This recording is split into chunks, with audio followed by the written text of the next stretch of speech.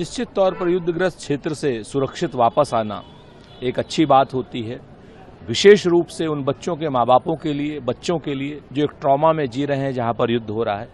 और ईरान में जो भारत की एम्बेसी है उसने एक त्वरित कार्रवाई भी की और आर्मेनिया भेजने का काम किया।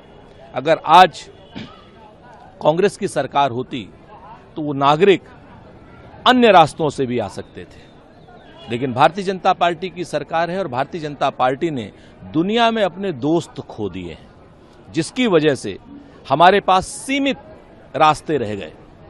भारत की सरकार को चाहिए कि अपने खोए हुए दोस्तों को वापस ले ताकि आपात के समय पर सब काम आ सके। देखिए, बहुत स्पष्ट है, कल जिस तरीके से विदेश मंत्रालय ने भारत सरकार की तरफ से और नरेंद्र मोदी जी की तरफ से बात की कि उन्होंने डोनाल्ड ट्रंप को साफ साफ मोदी जी ने 35 मिनट की बातचीत में कहा कि नहीं, कोई मध्यस्थ नहीं था। उसके बाद फिर से डोनाल्ड ट्रंप का ये कहना कि उन्होंने युद्ध रुकवाया, ये कहीं ना कहीं प्रधानमंत्री श्री नरेंद्र मोदी जी को उस वक्तव्य की बेइज्जती है जो उन्होंने सुबह विक्रम मिस्री से कहलवाया है।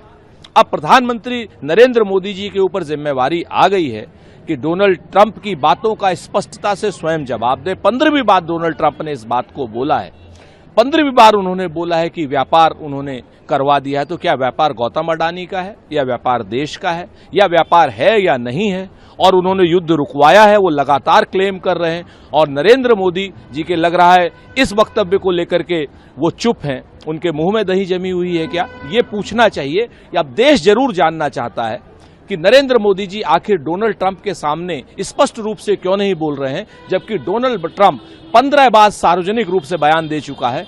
एक बार नरेंद्र मोदी जी सार्वजनिक रूप से बयान दे करके इस विवाद को खत्म करें। ये देश की कूटनीति के लिए बहुत बड़े आघात की तरीके से, देश की विदेश नीति के लिए बहुत बड़े आघात के तरीके से है। और नरेंद्र मोदी जी, आप एक व्यक्ति नहीं, हमारे देश के सर्वशक्तिमान प्रधानमंत्री हैं। बेइज्जती आपकी नहीं है, देश के प्रधानमंत्री की है।